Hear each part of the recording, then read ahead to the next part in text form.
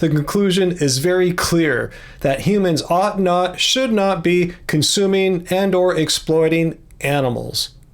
Hey, this is Ryan of Happy Healthy Vegan. So on one of my recent live streams, some hater guy came and said, your arguments for veganism are weak. I laughed because I know I haven't ever made a proper argument for veganism. I even challenged him to produce for me one of these weak arguments I've made. Well, he ended up running. But anyway, that point kind of stuck with me because I should have made an argument for veganism by now, given I've had this vegan YouTube channel since 2013. And before that, in the 90s, I got a bachelor's in philosophy and even went to a PhD program and dropped out of that. So yeah, it's been quite a while since I've done any actual work or study or writing in philosophy, but nonetheless, I set this challenge for myself to create a powerful, undeniable argument that concludes with humans ought not consume animals. In addition, one of my goals here was to create an argument that didn't take the length of, say, a philosophy paper or even worse, like a book to explain. No, this argument takes the form of a syllogism, meaning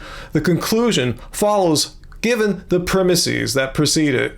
And one last goal I set for myself here was that I wanted my argument to be a unique work. I want to contribute a new novel argument for veganism. And I think I did here because I did a review of the history of arguments for veganism and animal rights, and most of their arguments were based in animal sentience. And as you'll see here, I did something a little bit different. I'll explain when we get to it all. So anyway, let's have a look at my argument. And don't worry if you see some words here that you don't know what they mean, I'll explain them very carefully. But premise 1, agents have inherent rights that protect their well-being.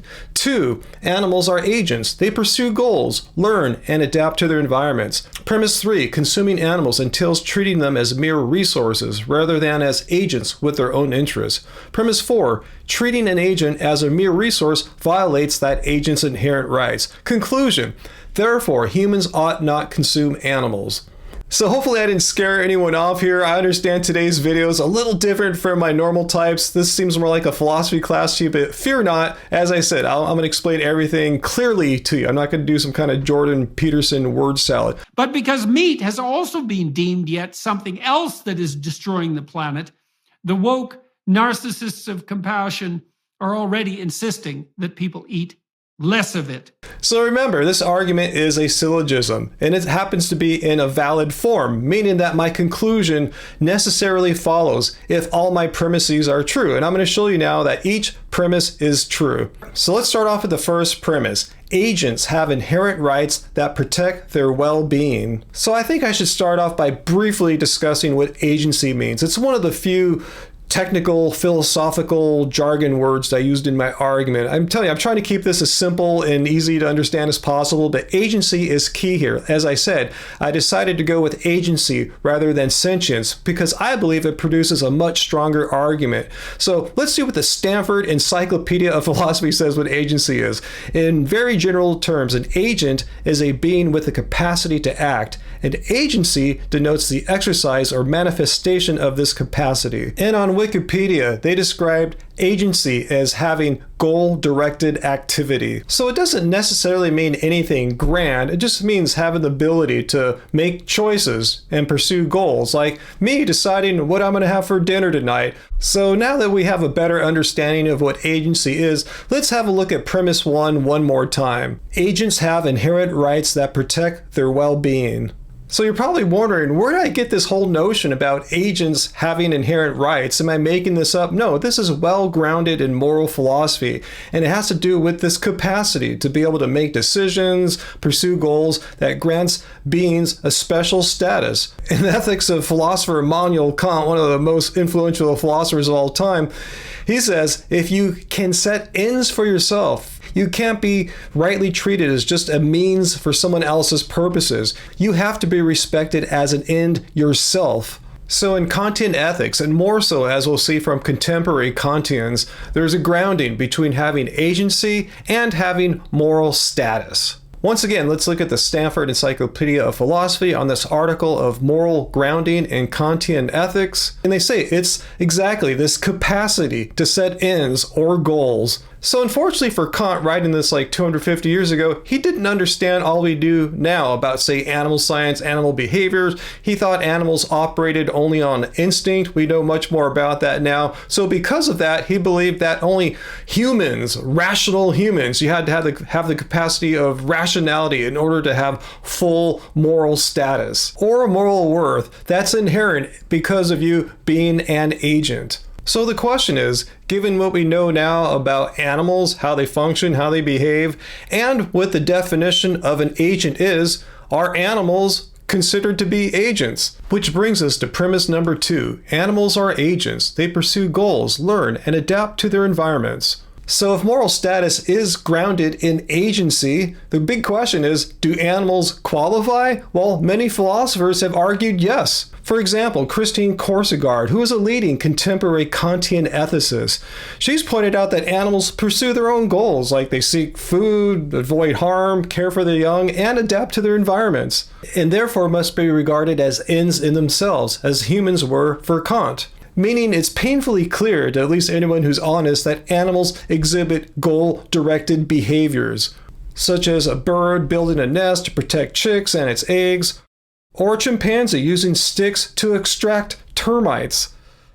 And Tom Reagan makes a similar argument. He calls animals subjects of a life, meaning they have experiences, desires, and a sense of their own existence. And like Kierkegaard, Reagan emphasizes that animals are not just passive objects, but active participants in their own lives. Furthermore, modern science shows that animals can solve problem-solving tasks, such as this study in which New Caledonian crows were able to solve novel, visually distinct problems.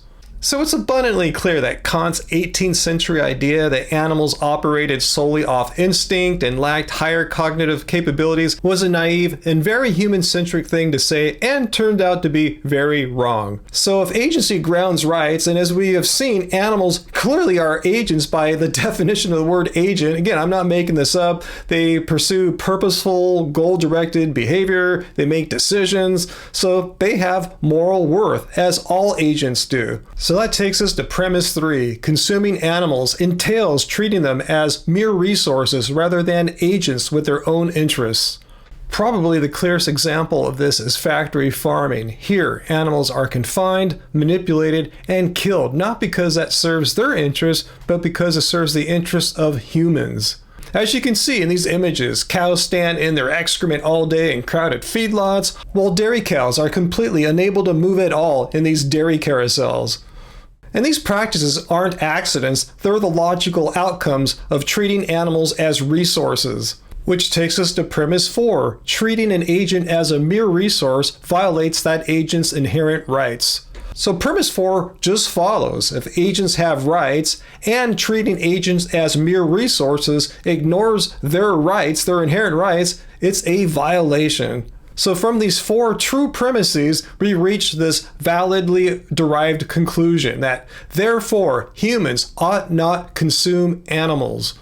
So the logic is very simple. Agents have rights. Animals are agents, and exploiting animals violates those rights. So putting this all together, the conclusion is very clear that humans ought not, should not be consuming and/or exploiting animals.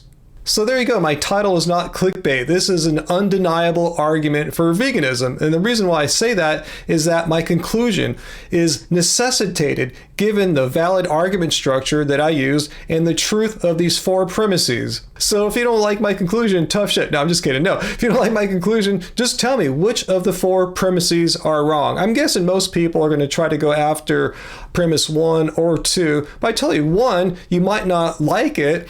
You might not understand it because you haven't studied philosophy much. But as I clearly showed, premise 1 stands on some very solid philosophical footing. Like I said, you'd have to attack Immanuel Kant's ethical moral theories to really blast premise 1 out. And if you don't like premise 2 that animals are agents, well, you're clearly wrong because animals obviously make decisions. They pursue ends. They have goals like a bird building a nest. So for everyone else, let me know what you thought of this argument. Let me know if you've ever seen an argument for veganism that's based in agency. Like I said, I don't believe there really is one. I really searched the philosophical literature and I think I came up with a new new novel argument. And like I said, it seems pretty tight. It's valid. The premises seem true. So hopefully I'm putting out a new argument for veganism that all of you can use. And again, it's pretty simple. Just 4 premises and a conclusion. I think once you understand the concept of agency, you could present this argument to anyone and show them how what they're doing, consuming animal products, violates